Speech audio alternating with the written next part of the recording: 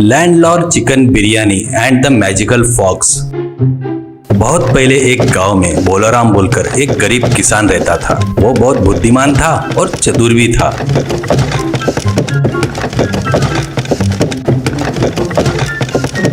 इसलिए जमींदारों के बाजू में ताकतवर बनकर और गरीब किसानों के लिए भगवान बनकर रहता था।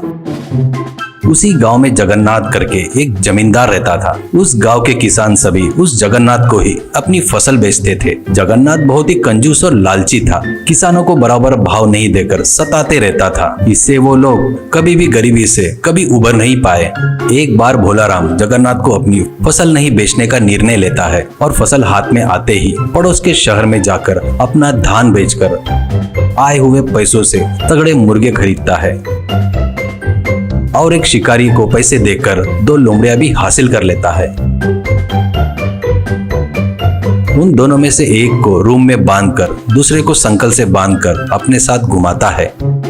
जगन्नाथ एक दिन अपने एरिया से जाते रहता है तो भोलाराम मिलता है। तब भोलाराम, बाबूजी आपकी फसल तैयार है, आप जब बोलोगे तब आप ले जा सकते हो, ऐसे कहता है। तो जगन्नाथ, वो तो ठीक है रे, पर ऐसे लोमड़ी को पकड़कर क्यों घूम रहा है? वो भाग नहीं जाएगा क्या? भोलाराम, गया तो भी तुरंत वापिस घूमकर आएगा, ये मायावी लोमड़ी है करके बताता है। और देखते क्या इसका जादू। कहते हुए भोलाराम उस लोमड़ी से कहता है, तू जाकर अच्छी मुर्गी लेकर आ, कहकर उसके गले की संकल खोलता है। संकल के खुलते ही वो बहुत तेजी से भागती है।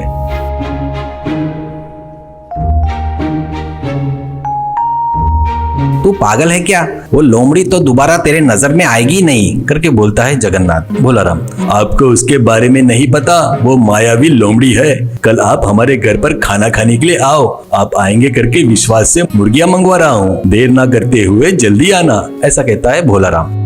अगले दिन दोपहर तक बढ़िया खाना बनाता है भोलाराम। उसका घर कुछ ही दूरी पर रहता है। तब उसको बिरयानी के मसालों की खुशबू आती है। वहाँ खाने के टेबल पर कई प्रकार के चिकन के आइटम बनाकर अलग अलग थालियों में तैयार था। अरे भोलाराम, तुम्हारी लोमड़ी कहाँ है? उसको भी लेकर आओ, वो भी अपने साथ खाना खाएगी, ऐसा कहता है जगन्नाथ। अरे उसको क्या जल्दी है जी, पहले अपन लोग निपटाएंगे, ऐसा कहता है भोलाराम। दोनों लोग मिलकर खाना खाते हैं। खाना खाने के बाद जगन्नाथ को लोमड़ी की याद आती है। वैसे मायावी लोमड़ी मेरे पास रहा तो बहुत अच्छा रहेगा, करके सोचकर भोलाराम से कहता है, अरे जाओ अपनी लोमड़ी को लेकर आओ, देखता हूँ, करके बोलता है। जगन्नाथ की बातों पर खुद ही मन में हंसकर उठकर जाकर रूम में बांधकर रखे हुए दूसरे लोमड़ी को रस्सी से बांधकर बाहर लाता है। जैसे ही बाहर लाता है वैसे ही 500 सिक्के में बेचता क्या, करके पूछता है जमींदार जगन्नाथ। तो भोलाराम सिर हिलाते हुए, बेचना ही काम है, लेकिन उस पर मेरी जिंदगी की गाड़ी चलती है, उसको बेचा तो मैं भूखा मर जाऊंगा।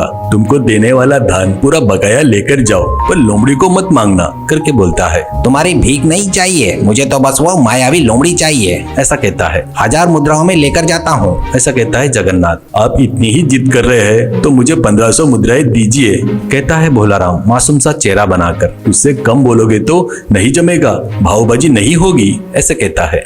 जगन्नाथ खुश होकर 1500 मुद्राएं देकर लोमड़ी को लेकर जाता है। घर जाकर जगन्नाथ अपनी पत्नी रुक्मिणी से, देख मैं एक मायावी लोमड़ी खरीद कर लाया हूँ, वो अच्छे अच्छे मुर्गे को चोरी कर कर लाकर देगी, ऐसा कहता है। मैं मर भी जाऊँ तो इस बात पर यकीन नहीं करूँगी, ऐसा कहती है रुक्मिणी। जमींदार जगन्नाथ भी भोलाराम के जैसे लोमड़ी को पकड़कर, जा रे जाकर अच्छे मुर्गे पकड़ कर लेकर आ, करके बोलकर उसके गले की रस्सी खोल देता है। बस उसी क्षण वो भाग जाता है लोमड़ी। ऐसे बहुत दिन बीत जाते हैं पर लोमड़ी वापस नहीं आता। इससे जमींदार जगन्नाथ उसके साथ धोखा हुआ करके समझ में आ जाता है और अपने आदमियों को लेकर भोलाराम के घर जाता है और उसको पकड़कर बांधकर, मेरे से ही धोखा करता क्या रे नीच कमीने, मेरा पैसा मुझे वापस किया तो माफ कर दूंगा, ऐसा कहता है। वो तो कब का खर्च हो गया है जी, ऐसा कहता है भोलाराम। तो इसे लाठी से मरे तक मारो, करके बोलता है जगन्नाथ। एक व्यक्ति, अरे बाबूजी इसे मारकर गाड़ने के लिए नहीं जमेगा, इसको कल मार डालेंगे तो अच्छा रहेगा, ऐसे कहता है। वैसे ही करेंगे, सुबह तक ठंड से मरने दो इसे, ये पहने हुए कपड़े ही रखकर इसे धानी से बांध दो, ऐसे कहता है जगन्नाथ। तो भोलाराम को वो लोग धानी से बांधकर चले जाते हैं। कुछ देर बाद ठंड पड़ने लगती है। ठंड में भोलाराम की हालत बहुत खराब हो जाती है। वो ठंड से बचने के लिए धानी को घुमाने लगता है। वैसे करने से उसका शरीर गर्म होकर पसीना भी निकलने लगता है। वो ठंड से अब तक मर गया होगा, जाकर देख कर आओ। ऐसा जगन्नाथ उसके आदमी को भेजता है। वो जाकर देख कर आकर, मालिक वो ठंड से मरा नहीं और पूरा शरीर पसीने से भरा है और वो शरीर पर फूंक रहा है करके कहता है। इसमें कोई राज है सोचकर जमींदार उसके पास आकर, अरे भोलाराम, इतने ठंड में तुझे इतना पसीना कैसे निकल रहा है? कहता है तो हंसते हुए, बगैर किसी कारण से किसी निरपराधी को सजा दिए तो क्या होगा बाबूजी?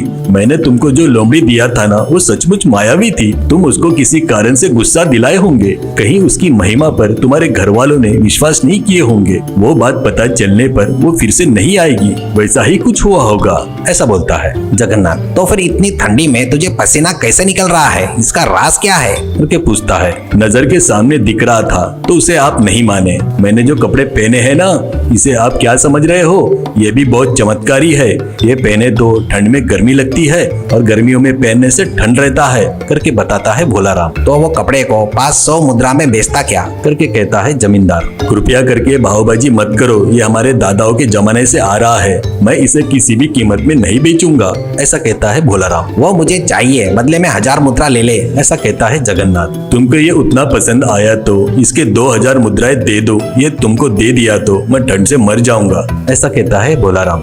जगन्नाथ उसको मांगे उतने पैसे देकर उससे वो शर्ट लेकर घर में जाकर धोकर सुखाता है।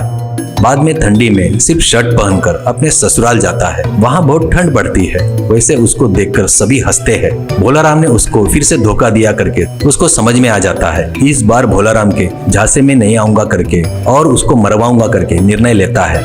उसके आदमी फिर से भोलाराम को पकड़कर लाते हैं। इस बार जगन्नाथ उसको एक बोरे में बांधकर समुद्र के किनारे एक पहाड़ी पर ले जाता है।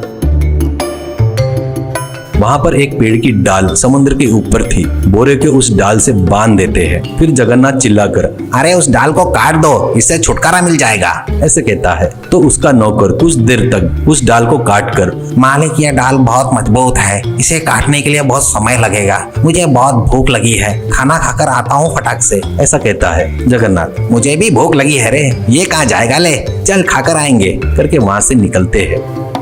वो जाने के बाद भोलाराम, मुझे नीचे उतारो करके चिल्लाता है। इतने में जगन्नाथ के ससुर जी लाल किशन अपनी लड़की को देखने के लिए उधर से आ रहा था।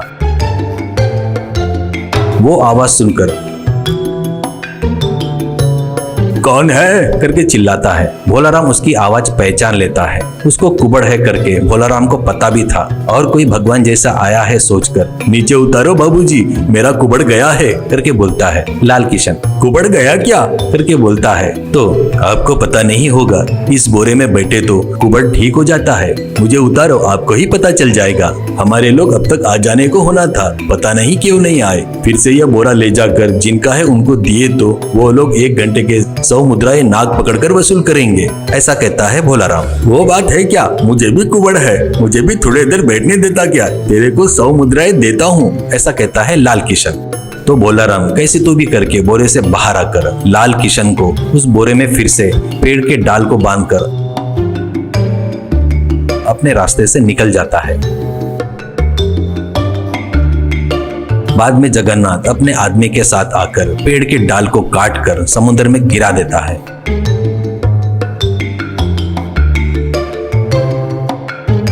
कुछ महीने गुजर जाते हैं। एक दिन भोलाराम जानबूझकर जगन्नाथ के घर के तरफ आता है। जगन्नाथ उसको देखकर चौंक कर, तू मर गया था ना, फिर से कैसे आ गया करके आश्चर्य से पूछता है। अच्छे लोग कभी नहीं मरते, सुनाई होगा ना।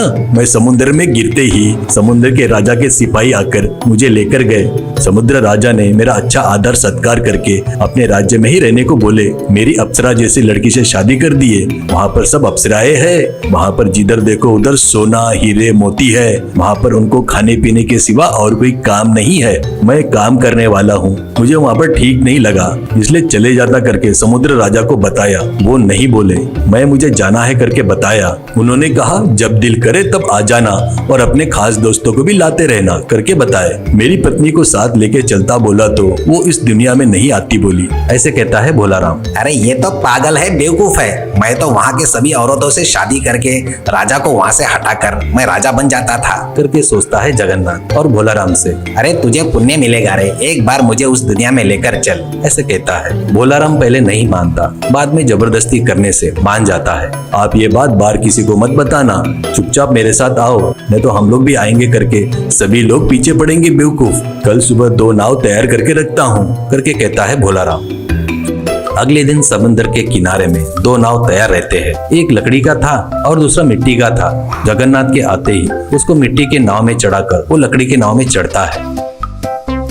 दोनों नाव समुद्र में बहुत दूर जाने के बाद भोलाराम अपने चप्पू से जोर जोर से अपने नाव पर मारते हुए, इसकी आवाज से समुद्र के दूत आएंगे, ऐसे कहता है। जमींदार जगन्नाथ इधर उधर देखकर ज्यादा देर बर्दाश्त नहीं कर पाता। मेरे नाव पर मारे तो आवाज ज्यादा आएगा करके खुद के नाव पर चप्पू से जोर जोर से मारते ही वो मिट्टी का नाव टूटकर जमींदार जगन्नाथ समुद्र में डूब जाता है। भोलाराम हंसकर अपने नाव से वापिस आ जाता है।